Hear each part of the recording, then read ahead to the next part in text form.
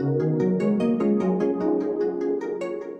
what's up? TROY the maker checking in. Today, we are going to make some acrylic earring stands.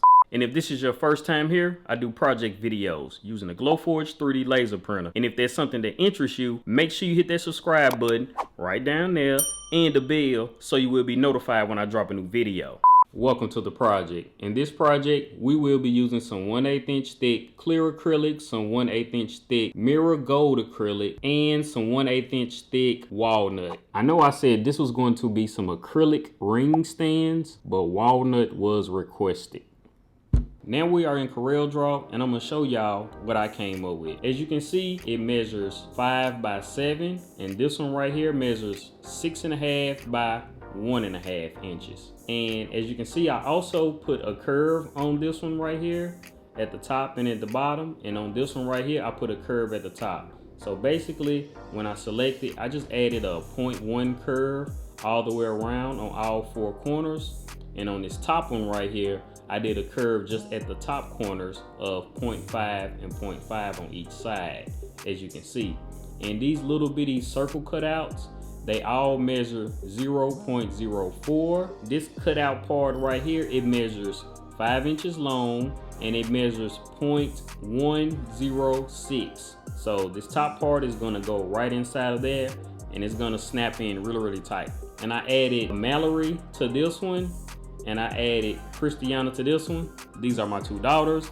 They're both gonna have earring stands. So now I'm going to go over to Glowforge Print and I'm gonna show y'all how I would create this same type of design in Glowforge Print, in case you don't have CorelDRAW or any other graphic software, or in case you don't know how to use it, but you got a Glowforge. Okay, first thing I'm gonna do, we're just gonna go up here and insert a shape. Insert a square. We know we want the square to be 5 by 7. So we're gonna do 5. We're gonna unlock it, 5 by 7. Move it over here to the side. We're gonna insert another square. And this one, we want it to be 6.5 by 1.5, like so. Move it down here to the bottom. Insert another square, and we're going to make this one 5 by 0.106. So we got to get this part in the center of this part. So when you select this one right here, as you can see the position right here, it says center.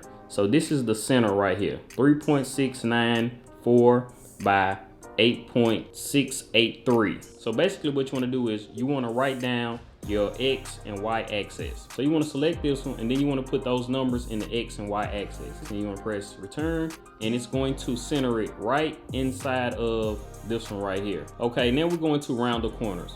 Okay, I'm going to select this one and I'm going to go over here and I'm going to put in 0.5 and it's going to round those corners to 0.5 like I did on CorelDRAW. But on CorelDRAW, I was able to just do the top ones and not the bottom ones. On Glowforge Print, it's gonna do all 4 corners, which is totally fine. And we're gonna select this one and I'm going to put in 0.1 and it's going to corner those as well. So now let's do the little cutouts for the actual earrings. So we're gonna go up here, we're going to insert a circle and we're going to lock it, and the circle is going to be 0.04. So we're gonna put it up here. We're gonna position it at 8 and 1. Matter of fact, let's zoom in. We're going to make a copy. We're going to Command C, Command V if you're on the Mac. Keep in mind what this position is. This position is 8 and 1. We want to put a 1/2 inch distance in between each little cutout for the earrings. So if this one right here is at 8 and it's at 1, we're going to position this one right here at 8.5 and 1, like so. See, it's positioned exactly 1/2 inch away. And we're going to make another copy, Command V, and we're going to continue on. This one right here was at 8.5. We're going to do this one at 9, and it's going to stay on the same Y-axis, which is 1. And we're going to continue this on until we get to 10 of them.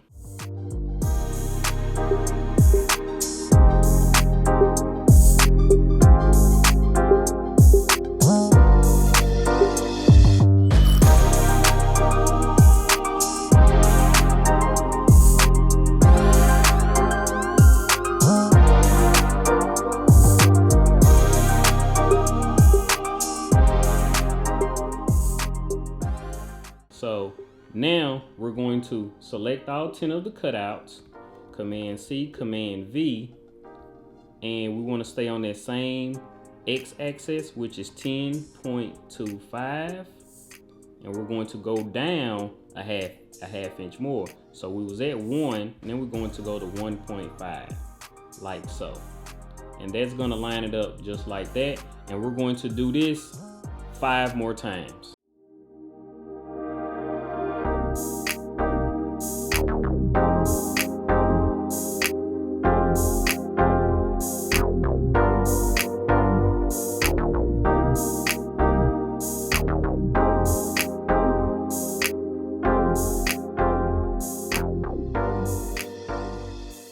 Okay, so now you want to select everything, all of the cutouts, and you want to just line them up somewhere in the center, like over here. It looks probably about perfect. It looks really good.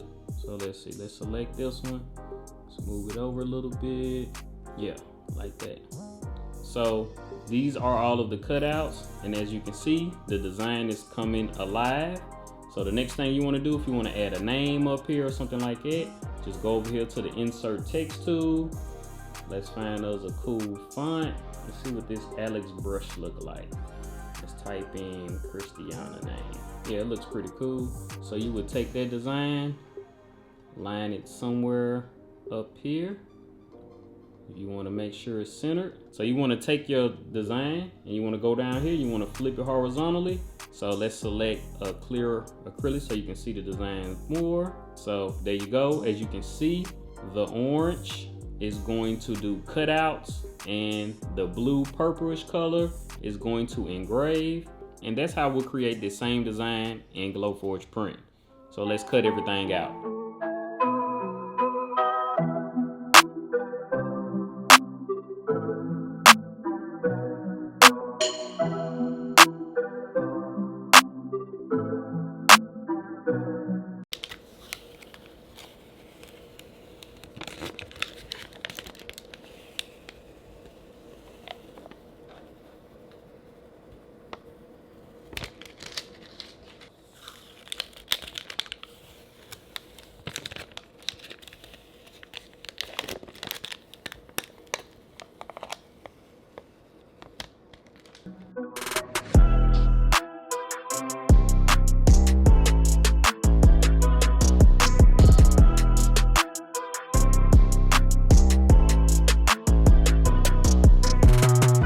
And there you have it. I really like how these turned out. The curves on them, super duper dope. These are my earrings right here, as you've seen it first. I don't have that many pair of earrings, but my daughters, they have a lot of pairs of earrings. So they'll probably fill these up. Probably gonna need another one. And I don't know about no hanging earrings or the kind like that would hang. I don't have any. I'm pretty sure they'll probably slide in, but I don't know how to look. This is really made for studs because stud earrings are way more easier to lose. This would be a really good thing to keep track of all the stud earrings. If you like this video, make sure you give it a thumbs up, and I'll see you in the next project.